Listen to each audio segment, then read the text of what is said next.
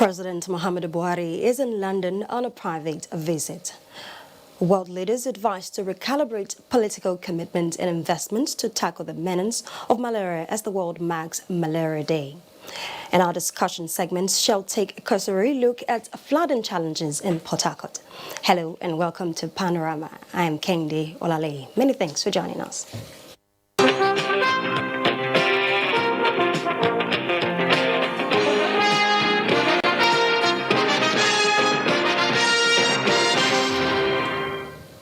President Muhammadu Buhari is in London, United Kingdom, on a private visit.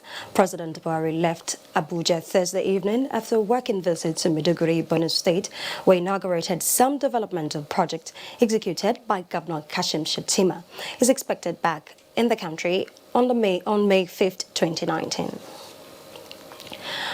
President Muhammadu Buhari says the unique approach by Governor Kashim Shettima towards resuscitating education and other critical sectors of Borno State's economy is not only revolutionary but an appropriate countermeasure to the devastating effect of the Boko Haram insurgency.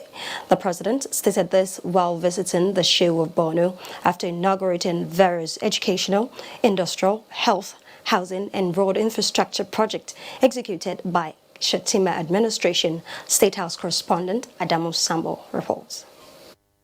For the people of Borno, one of the frontline states and worst hit by terrorism and insurgency, President Muhammadu Buhari is not only a symbol of hope and salvation, but indeed a messiah. To his credit, Boko Haram has not only been significantly degraded, but technically defeated in fulfillment of his promise, thereby providing the desired peaceful atmosphere for effective service delivery, which for long eluded the Kanuris. Consequently, Kashim Shettima stood to be counted as one of the best governors not only in Borno State but across Nigeria in terms of delivering people-oriented projects. Amongst those inaugurated by President Muhammadu Buhari were the Ibrahim Ali Industrial Park, housing 16 manufacturing plants aimed at enhancing the economy of the state and job creation. Also unveiled were 5 mega schools situated across Maiduguri metropolis, named after the president, Vice President Yemi Osinbajo, former governors of the state, and other prominent personalities, including Alhaji Aliko Dangote and Babagana Kingibe. The schools, which have between 1,200 and 2,400 boarding facilities each, were part of the 40 constructed by the Shettima administration to provide free education to orphans as well as the unaccompanied children to the IDP camps in the state. President Buhari also inaugurated a radio diagnostic complex of the State Specialist Hospital, equipped with state-of-the-art facilities to turn around medical tourism and healthcare services in the state and the country. Similarly, the president unveiled a 3.1 billion naira housing estate of 246 apartments named Zanna Umar Mustafa Legacy Gardens, as well as the 1.7 billion naira Bolori Township Road of 8.5 kilometers.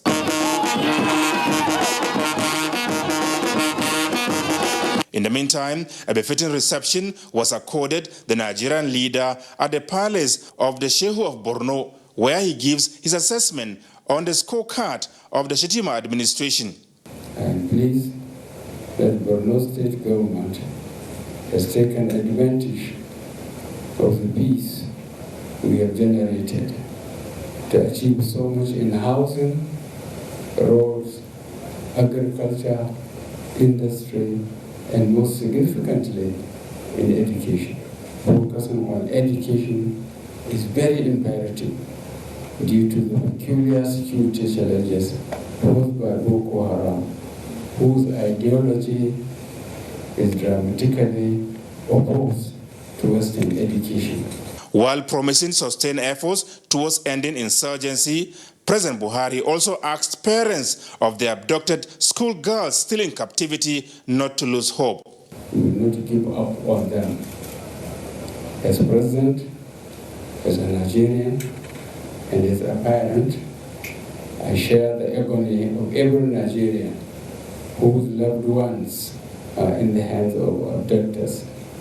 Therefore, government will do the needful to successfully reunite these girls with their families. Both Governor Kashim Shettima and the Shehu of Borno were full of appreciation to the president for his unprecedented support and assistance to the restoration of peace, as well as the remarkable growth and development of the state. Never in the history of this country have we had a leader who had a passion and love for the people of Borno greater than President Muhammadu Buhari. Moving on, the Nigerian Immigration Service, in conjunction with other security agencies, is enhancing strategy for 24-hour e-surveillance at the nation's land borders to checkmate smuggling and other illegal cross-border criminal activities. The Minister of Interior, Abdulrahman Bello Dambazao, who stated this while briefing journalists shortly after the Federal Executive Council meeting, also said the memo demanding about 52 million naira for the project has been submitted. State House correspondent Jide Onifade reports on this and other activities at the FEC meeting. Minister of Interior Abdulrahman Dambazo observes that the e-border surveillance is imperative, as it is practically impossible to physically man over 86 land borders, in addition to over 1,400 illegal routes. In addition, the immigration has a rapid response squad, which is well trained and armed. But of course, that will carry out, response in accordance with, its capacity.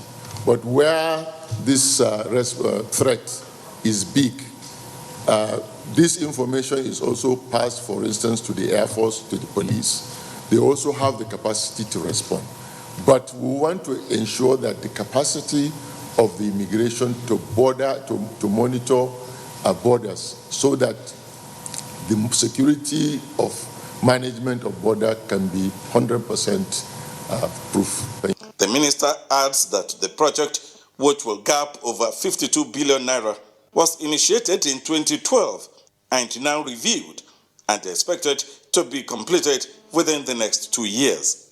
Minister of Water Resources Suleiman Adamu also submitted 2 memos seeking for the extension of consultancy services for the supervision of ongoing dam projects in Nigeria, including the Ingawa Dalaji Dam in Katsina State and Mangu Dam in Plateau State.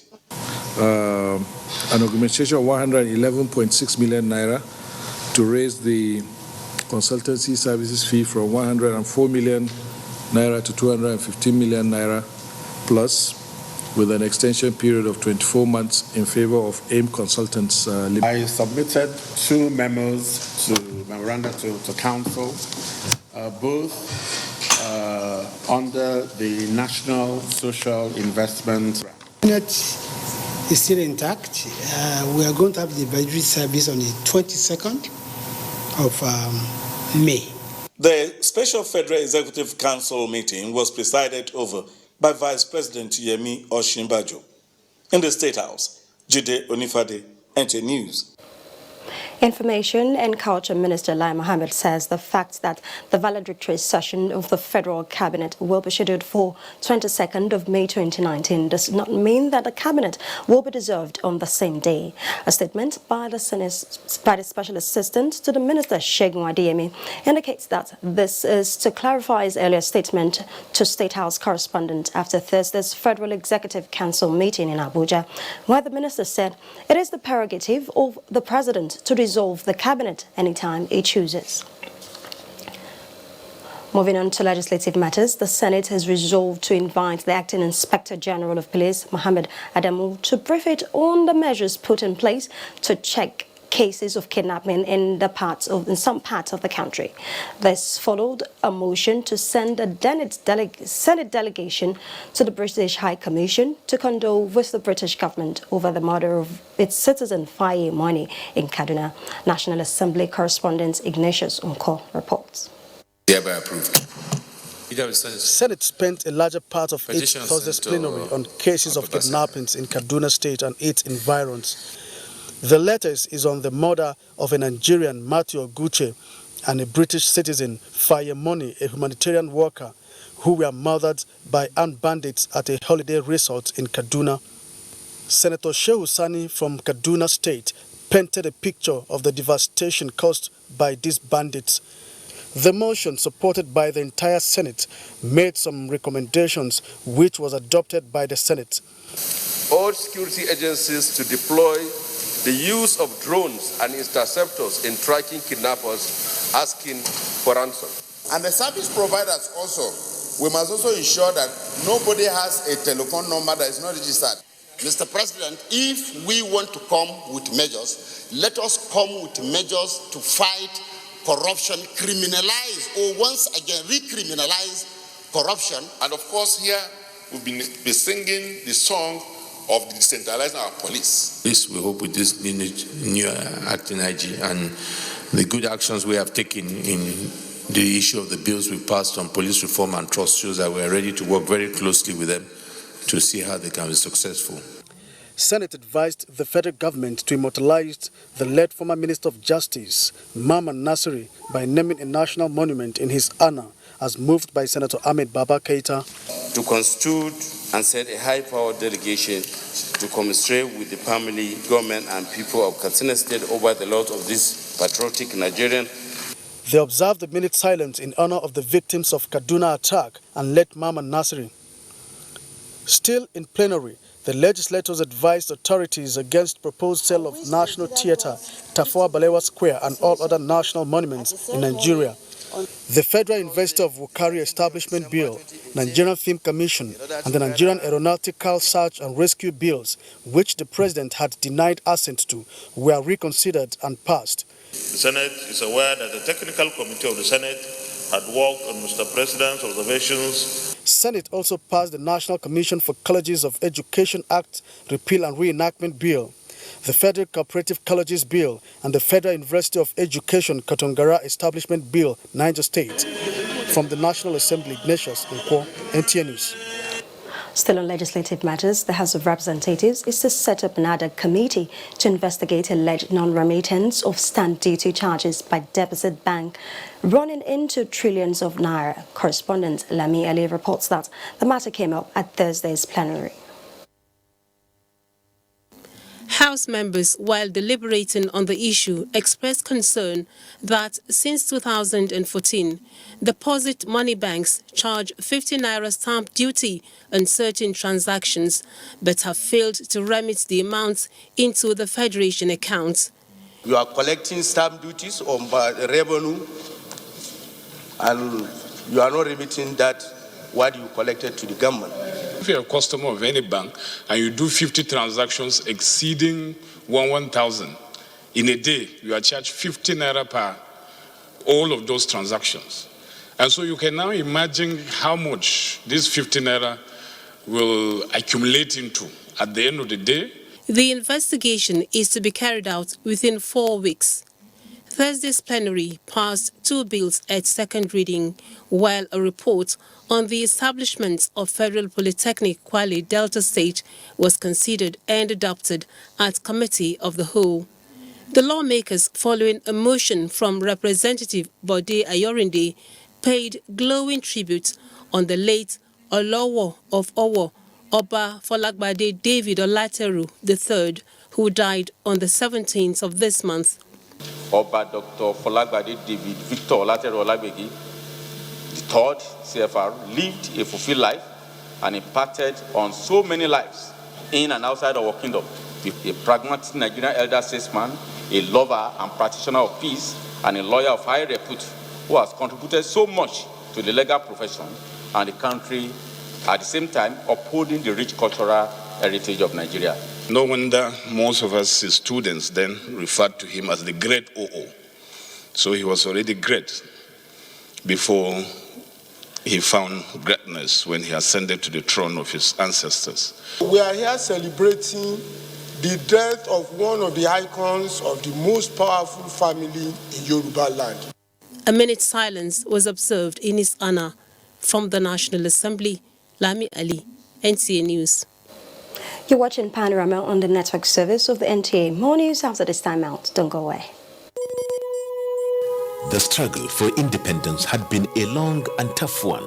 Our founding fathers and compatriots sacrificed their comfort and even shed their blood. We cannot at this point in history afford to spirit away their sacrifices for immediate but temporary gains of today.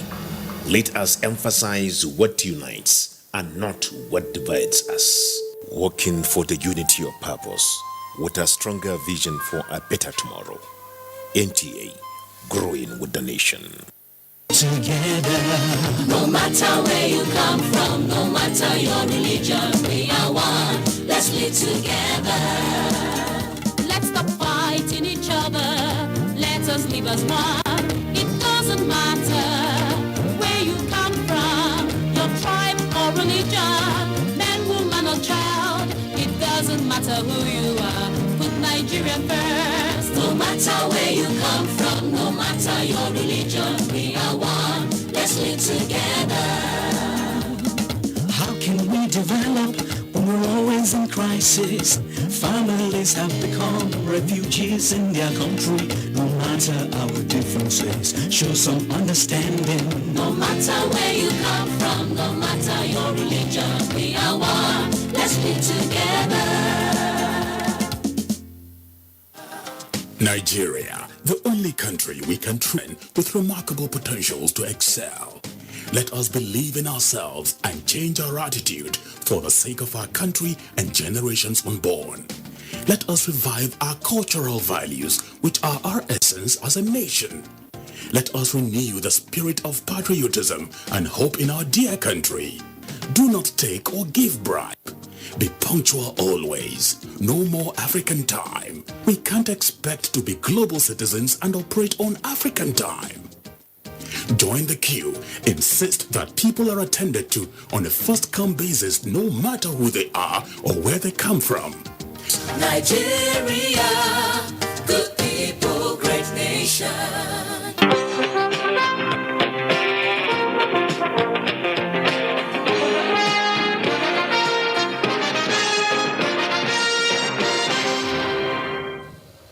Thank you for being there. It's time now to join Mina in Port Harcourt for the discussion segment on Panorama.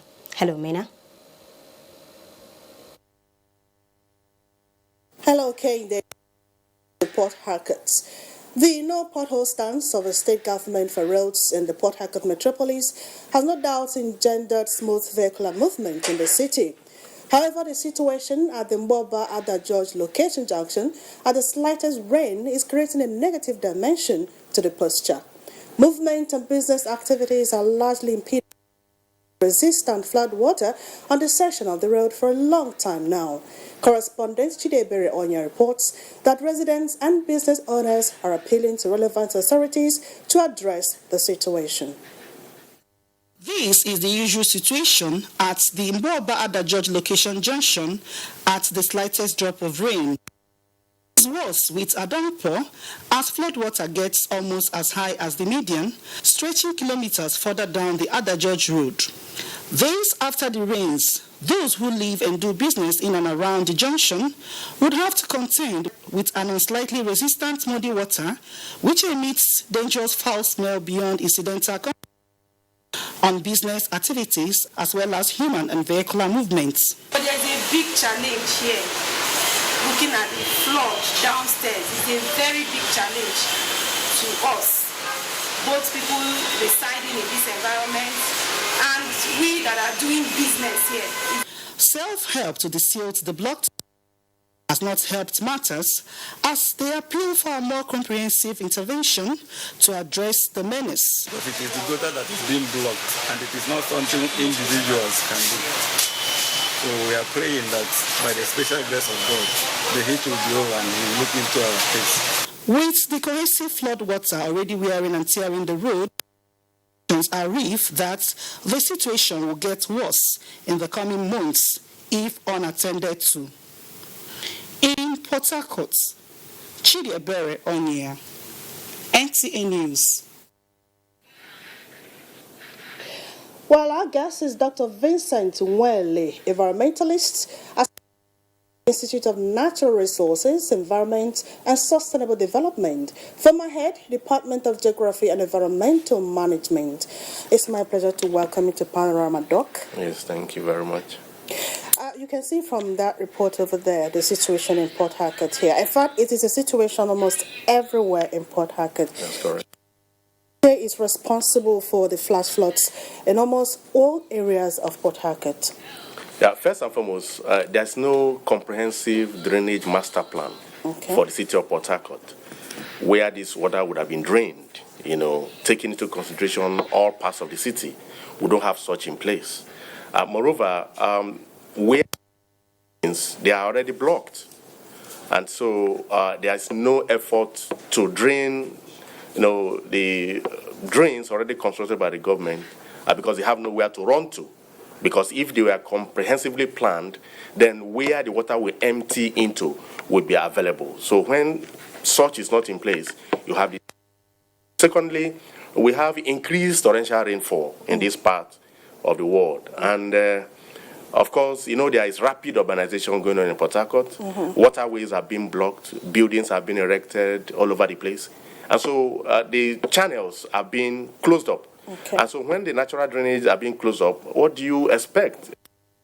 Is a feedback mechanism from raindrop. So the feedback is a flash flood that I've been experiencing in all parts of Port Harcourt. Okay, so what's the remedy now? Considering the fact that work has been done severally on these areas to no avail. Yeah, until there is a comprehensive drainage master plan,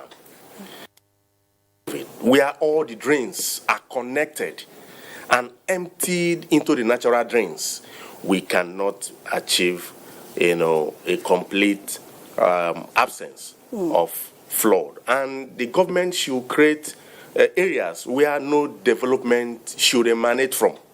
Areas that are pathways of water should be demarcated and left and not to be developed, because of urbanization and the quest for land in Port Harcourt. So certain areas should be demarcated and let for, so that no development takes place in those areas. Okay.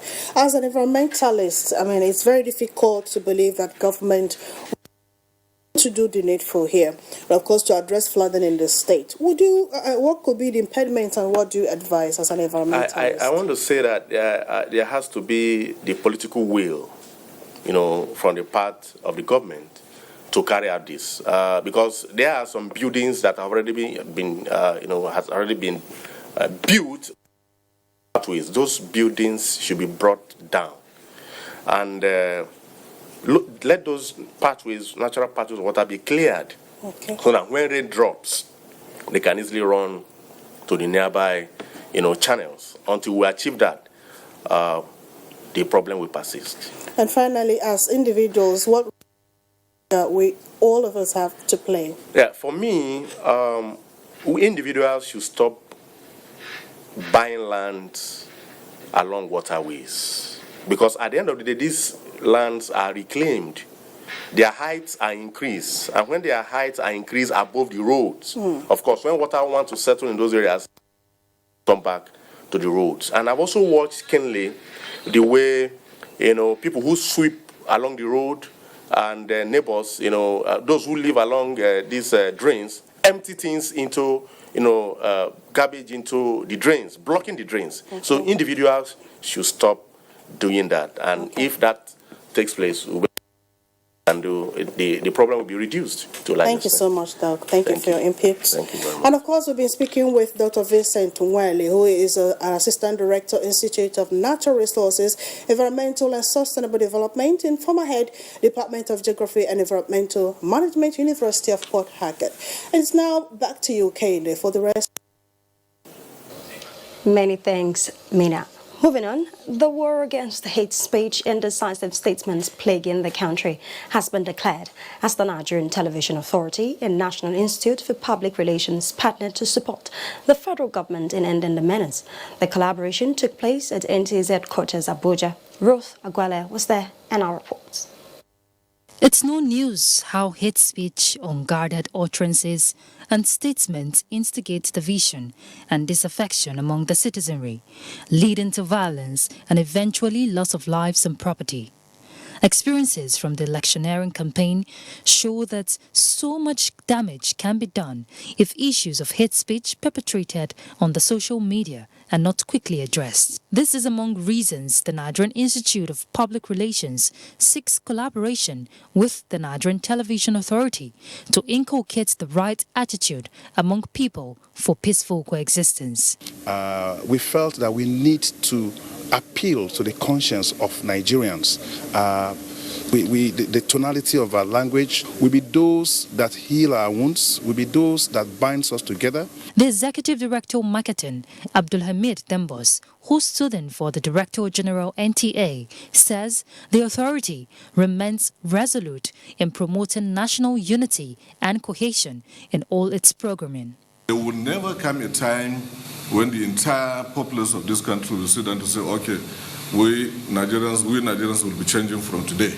It has to start from the individual. Yeah.